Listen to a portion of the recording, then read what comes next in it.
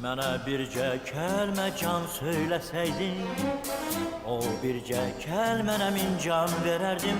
Ömrümü, günümü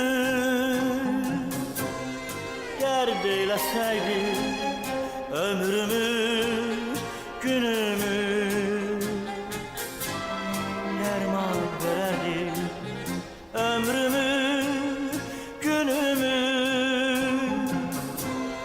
dərd eyləsəydin, ömrümü, günümü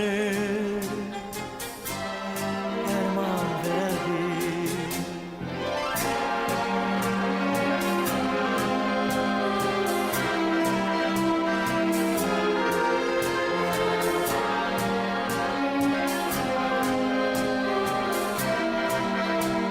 Azerbaycan Radyosu'nun Kızıl Fondu. Bezdirdim qəlbini sədaqətimlə, qaldım həsrətimlə, müsibətimlə.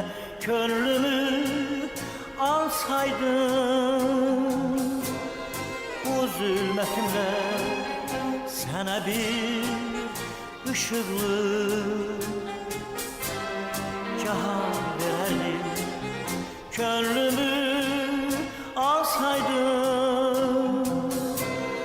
bu zülmətimlə, sənə bir ışıqlı cahan verərdim. O günlər necə də mənə haydılar, könlümə, gözümə şəfəq yaydılar. Keçən günlərimi qaytaraydılar, gələn günlərimdən qurban verərdim.